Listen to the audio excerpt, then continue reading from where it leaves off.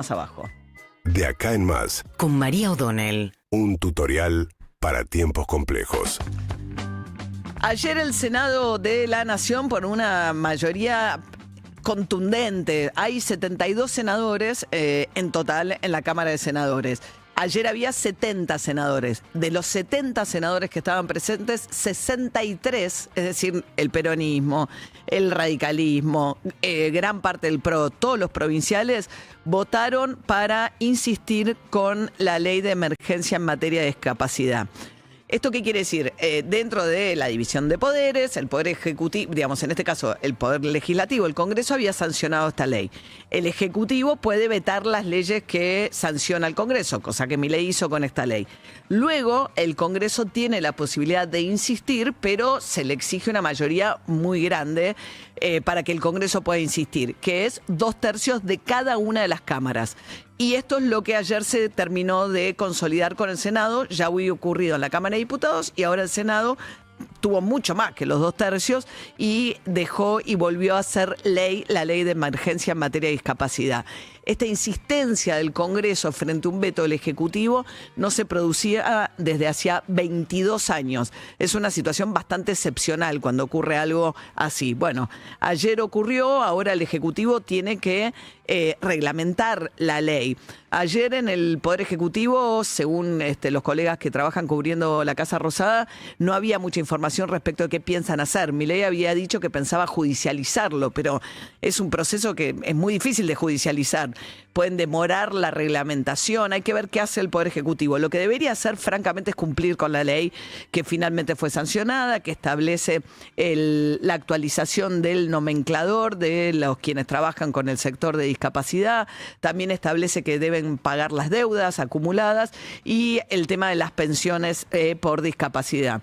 Lo más curioso es que el gobierno, en el medio de todo esto, no da respuesta a la cuestión de fondo, que es además lo que está pasando, venimos hablando mucho de esto, con esta supuesta auditoría, que a partir de los audios de Español, lamentablemente borró el teléfono celular, de manera tal que no se va a poder acceder a ninguna de sus conversaciones, según corroboró ayer la justicia. Se ve que tenía mucho por borrar el ex titular de la Agencia Nacional de Discapacidad, porque borró toda la memoria del teléfono celular.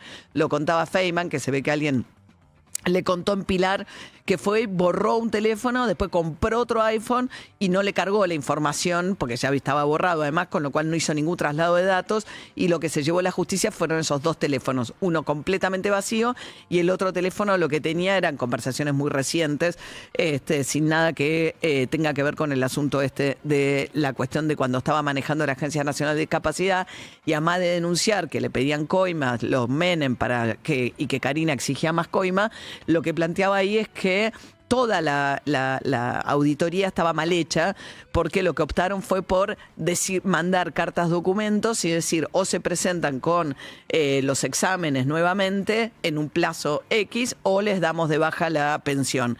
Hay muchísima gente que no recibió la nota o que no tenía capacidad de hacer los estudios de nuevo en los tiempos que le pedían, y ahora que va a haber por lo menos 2 gobernadores de Misiones y de Salta que presentaron demandas, pues Misiones tiene el 6% de la población con algún tipo de discapacidad y están demandando al Estado Nacional.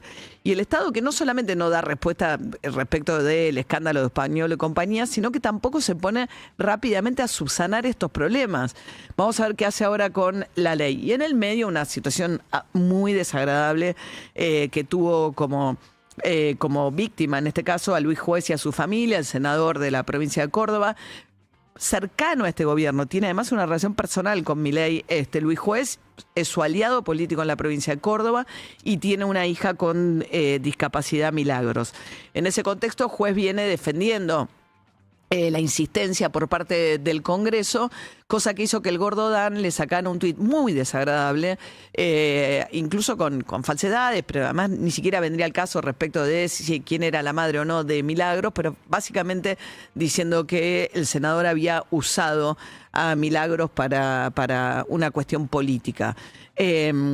Cosa que hizo que inusualmente Guillermo Francos, el jefe de gabinete, saliera a decir que él no estaba de acuerdo con lo que había planteado el Gordodán, que se había comunicado para disculparse de alguna manera con el senador Luis Juez. Pasa que en ese mismo streaming, porque todo esto ocurre en el streaming Carajo, que es donde el equipo económico tiene un programa de televisión que se llama Las Tres Anclas. En realidad son Furiase, que es uno de los integrantes del Banco Central, del directorio del Banco Central, y dos ex socios de la consultora que tenían juntos, Caputo y Bausilia, el titular del Banco Central. En ese streaming, además, en el mismo streaming Carajo, en el programa Las Tres Anclas, al que acude muy habitualmente el equipo económico, porque no las explicaciones que tiene que dar respecto a las medidas económicas que toma las suele dar en ese streaming. Y ahí fue donde que en un momento estaban hablando con Caputo y se burlaron de los cuca, como llamaban a los kirchneristas, diciendo los discapacitados los cucas, un chiste que el ministro de Economía celebró. Con lo cual no es solamente un tuitero ajeno al equipo de gobierno el que se refiere de esa manera a las personas con discapacidad. La cuestión es que, bueno, ahora el Senado insistió, hay que ver cómo reacciona el Ejecutivo, si acude a la justicia o si reglamenta la ley o si opta por dilatar la reglamentación de esta ley, pero por primera vez en 22 años ocurrió que el Congreso insistió con 2/3 frente a un veto presidencial. Todo esto en la víspera de las elecciones del domingo, elecciones en la provincia de Buenos Aires. Es la primera vez en 40 años, estamos ya en veda a partir de las 8 de la mañana, así que no se pueden hacer más que cuestiones descriptivas, pero bueno, es la primera vez en 40 años que la provincia de Buenos Aires hace una elección separada de la elección nacional, que va a ser el 26 de octubre. Se vota en 8 secciones electorales para elegir diputados y senadores provinciales, concejales y consejeros escolares en la provincia de Buenos Aires. Y el cierre de la campaña de Milei, que fue en Moreno antes de viajar a los Estados Unidos. Después ayer el peronismo hizo también un cierre con todas sus figuras protagónicas por separado, pero todos apostando a la unidad. Cristina Fernández de Kirchner mandó un mensaje, Kicillof hizo el suyo, también Sergio Massa. Y un poco el discurso tomó mucho protagonismo en el final de la campaña Kicillof, planteando hay que frenar a Milei, ¿no? Tomó un poco la polarización que planteaba el discurso de Milei, que es el último clavo en el ataúd del kirchnerismo, kirchnerismo nunca más y demás. En un acto en Moreno, quiero decir, es muy impresionante la investigación que hizo Gustavo Gravia, periodista especializado en el tema de las barras, que se puso a fijar quiénes eran los que estaban en el acto de Milei, algunas de las caras que le parecían conocidas y más allá de los encapuchados, encontró algunos miembros destacados de la barra, de un sector de la barra de River, de la barra brava de River, con antecedentes muy pesados. Todas estas personas que habían sido reclutadas por Vera, de apellido, que es el concejal, que es el armador en la primera sección electoral para La Libertad Avanza, que fue el organizador del acto, que es un hombre que tiene muchos contactos, bueno, con Sebastián Pareja, que un poco recogió de ahí ese armado electoral. Venía de ser antes masista, después fue kirchnerista, después estuvo con Cambiemos, pero la cuestión es que en un acto en el que había muchísimas fuerzas de la provincia de Buenos Aires, fuerzas federales, la custodia del presidente de la Nación, además convocaron un grupo de barras de River, y no es la primera vez que aparecen barras alrededor de los actos de La Libertad Avanza. Barras que tienen, digamos, históricamente han tenido contacto también con todas las fuerzas políticas. De hecho, Vera viene de todo ese otro recorrido.